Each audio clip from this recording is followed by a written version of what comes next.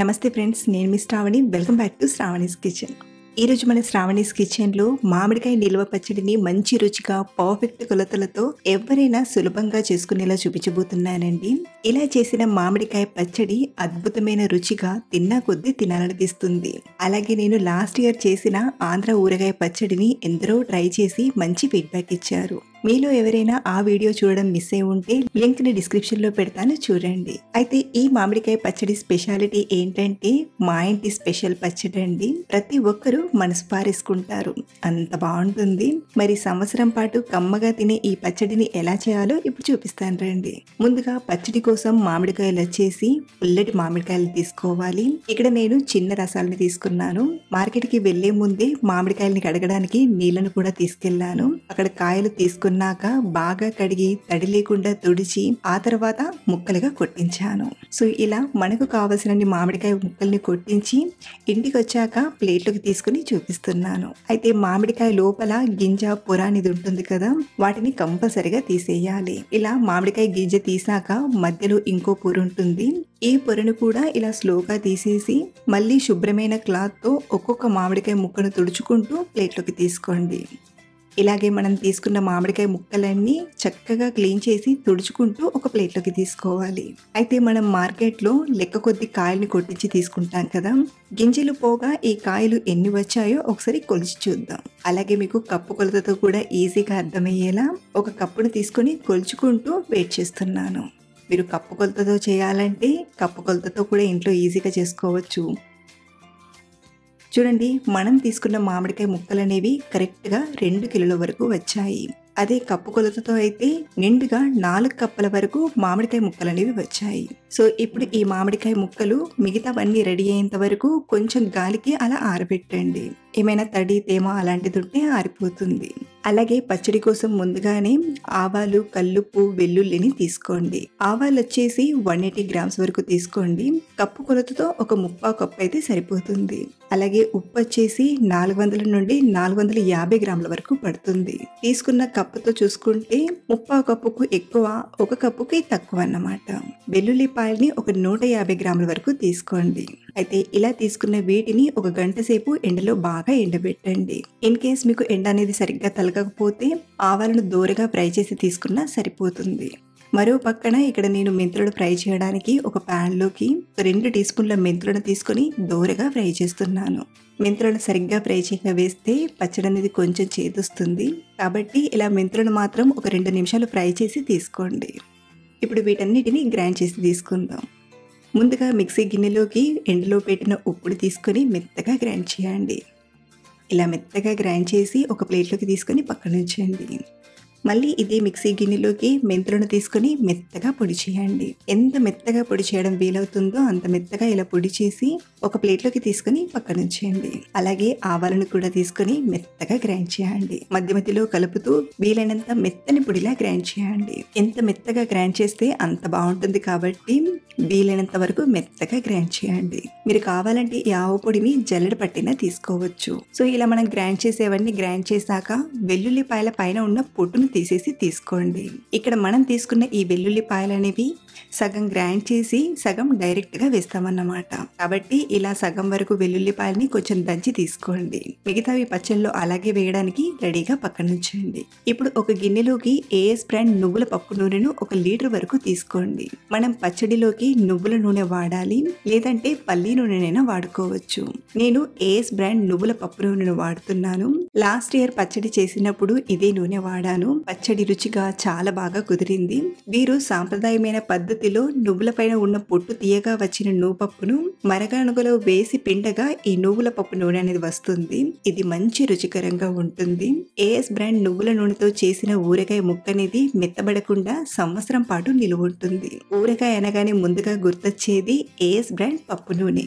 అలాగే ఈ నూనె పచ్చళ్ళకే కాదండి, మనం రోజు చేసే వంటలకు మంచి రుచినిస్తుంది. ఇప్పుడు ఈ నూనెను స్టవ్ పైన పెట్టి పోపుని ప్రిపేర్ చేసుకుందాం. ఆయిల్ చక్కగా వేడయ్యాక ఇందులోకి ఒక 2 టీ స్పూన్ల మిరప గింజల్ని, అంటే ఎండుమిరపలో ఉండే గింజలు ఉంటాయి కదా, వాటిని ఒక 2 టీ స్పూన్ల వరకు తీసుకోండి. అలాగే ఒక 2 టీ స్పూన్ల ధనియాలను ఇలా కచ్చపచ్చగా దంచి తీసుకోండి. ఇందులోనే ఒక 2 టీ స్పూన్ల ఆవాలను తీసుకొని పోపుని కాస్త ఫ్రై చేయండి. ఇది కొంచెం ఇలా ఫ్రై అయ్యాక ఇందులోకి ఒక 2 టీ స్పూన్ల నువ్వుపప్పును తీసుకుందాం. నేను ఏఎస్ బ్రాండ్ నువ్వుపప్పును తీసుకుంటున్నాను. ఇది నువ్వుల పైన పొట్టు తీసి చేస్తారు, మంచి నాణ్యమైనదండి. ఇలా నువ్వులను కూడా తీసుకున్నాక మరొక నిమిషం పాటు బాగా ఫ్రై చేశాక ఇప్పుడు మంటను లో ఫ్లేమ్లో పెట్టి మనం దంచిన వెల్లుల్లిపాయ ముద్దను తీసుకోండి. ఒకేసారి వేయకుండా కొంచెం కొంచెంగా వేస్తూ ఫ్రై చేయండి. ఎందుకంటే మనం వెల్లుల్లి వేయగానే కొంచెం పొంగినట్టుగా ఇలా వస్తుంది. ఇలా మనం తీసుకున్నది ఒకసారి బాగా కలిపాక స్టవ్ ఆఫ్ చేసేసి ఈ పోపు పూర్తిగా చల్లారేంత వరకు పక్కన పెట్టండి. అలాగే ఇక్కడ మీకు ఒక విషయం చెప్పాలండి. ఇక్కడ నేను పోపు పెట్టి చేస్తున్నాను కదా, ఆంధ్రలో అయితే నూనెను వేడి చేయకుండా వాడతారు. పోపు పెట్టి చేస్తే రుచి ఒకలా ఉంటుంది, పచ్చి నూనె వేసి చేస్తే రుచి మరోలా ఉంటుంది. రెండు కూడా బాగుంటాయి. మీరు పోపు పెట్టకుండా చేయాలనుకుంటే ఈ ఒక్క పోపు పెట్టే స్టెప్ని స్కిప్ చేసి మిగతా ప్రాసెస్ని అలాగే చేయండి. ఇలా పోపు పూర్తిగా చల్లారిపోయాక ఈ చల్లారిన పోపుని మామిడికాయ ముక్కల్లోకి సగం వరకు తీసుకుందాం. నూనెను ఇందులోకి ముందుగా ఇలా సగం తీసుకొని మామిడికాయ ముక్కలకు బాగా పట్టించండి. ఇలా ఒకసారి కలిపాక ఇప్పుడు ఇందులోకి గ్రైండ్ చేసిన మెంతి పిండిని, ఆవు పిండిని తీసుకొని మరొకసారి బాగా కలపండి.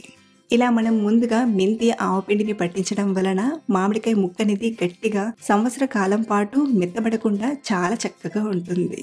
ఇలా కలిపాక ఇప్పుడు ఇందులోకి మనం గ్రైండ్ చేసిన ఉప్పును తీసుకుందాం. ఉప్పు మొత్తం వేయకుండా ఒక పిడికెడంత ఉప్పుని మిగిల్చి మిగతాదంతా తీసుకోండి. మనం ముందే ఉప్పు వేసి తర్వాత బాధపడే కంటే 3 రోజుల తర్వాత కలుపుతాం కదా, ఆ టైంలో చూసుకొని తీసుకుంటే సరిపోతుంది. మనం తీసుకున్న కప్పుతో ఫుల్గా 1 కప్పు తీసుకోండి.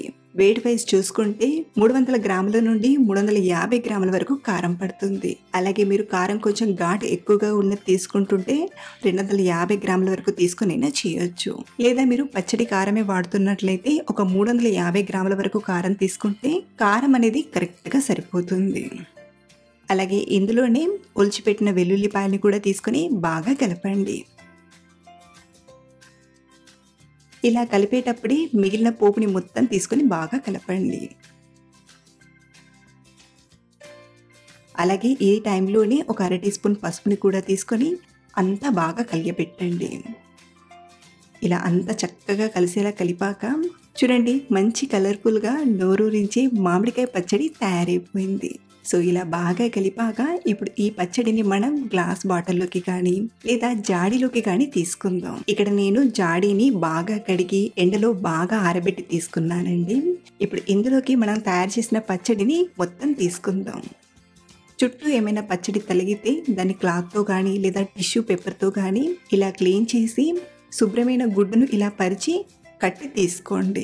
సో ఇప్పుడు ఈ జాడీని మనం ఎక్కువ మెదలని ప్లేస్లో ఒక 2-3 రోజులు అలా పక్కన పెట్టండి. అలాగే మనం పచ్చడి పెట్టిన ఈ గిన్నెలోనే కొంచెం అన్నం వేసుకొని కలిపి తీసుకుందాం.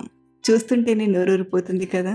ఇదొక మంచి తీపి జ్ఞాపకం అండి. ఎప్పుడు పచ్చడి పెట్టినా ఇలా కలుపుకొని ఇంట్లో అందరం తలో ముద్ద తినడం ఒక మంచి మెమరీ కదా. సో మీరు కూడా తినేయండి. మరి 3 రోజుల తర్వాత మళ్ళీ చూపిస్తున్నానండి. పైన ఉన్న క్లాత్ని తీసి చూస్తే చూడండి, ఆయిల్ చక్కగా పేరుకుంది కదా. అలాగే మంచి సువాసన వస్తుందండి. మనం పెట్టిన పచ్చడి ఎంత బాగా వచ్చిందో. ఇప్పుడు ఈ పచ్చడిని మళ్ళీ గిన్నెలోకి తీసుకొని అంతా కలిసేలా కలిపి తీసుకుందాం. అలాగే ఇలా ఒకసారి అంతా కలిసేలా కలిపాక కొంచెం టేస్ట్ చేసి ఉప్పు సరిపోయిందో లేదో చూడండి. నాకైతే కొంచెం ఉప్పు అనేది తగ్గినట్టుగానే ఉంది కాబట్టి మిగిలిన ఉప్పును తీసుకుంటున్నాను. ఈ టైంలోనే మనకు పచ్చడిలో ఉప్పు అనేది కరెక్ట్గా ఉండేలా చూసుకోవాలి. మళ్ళీ మనం తీసుకుంటూ కలపలేం కాబట్టి ఈ టైంలో రుచికి సరిపడా ఉప్పును తీసుకొని బాగా కలిపి పెట్టామంటే సంవత్సర కాలం పాటు ఎప్పుడు కావాలంటే అప్పుడు పచ్చడిని కొంచెం ఒక గిన్నెలోకి తీసుకొని సర్వ్ చేసుకోవచ్చు. మనం పెట్టిన ఈ మామిడికాయ పచ్చడి మంచి ఫ్లేవర్ఫుల్గా చాలా అంటే చాలా బాగా కుదిరింది. ఇంట్లో వాళ్ళు చాలా బాగా ఇష్టపడ్డారు. అలా వేడి అన్నంలో వేసుకుని తింటే చాలా చాలా బాగుందండి. మీరు కూడా ఈసారి మంచి రుచిగా మామిడికాయ నిల్వ పచ్చడిని చేయాలనుకుంటే ఓసారి ఈ కొలతలతో ఈ విధంగా చేసి చూడండి, తప్పకుండా ఇష్టపడతారు. అలాగే ఏఎస్ బ్రాండ్ నువ్వుల పప్పు నూనెతో పాటు పల్లి నూనె, నువ్వుల నూనె, నువ్వుపప్పు వీరి దగ్గర మంచి క్వాలిటీవి ఉంటాయి. లింక్ డిస్క్రిప్షన్లో పెడతాను, ఒకసారి చూడండి. మీరు కూడా ఈ పచ్చడిని ట్రై చేసి మీకు ఎలా కుదిరిందో కింద కామెంట్లో చెప్పడం మర్చిపోవద్దు. మరిన్ని రెసిపీస్ కోసం మన ఛానల్ని ఫాలో అవ్వండి. Thank you for watching.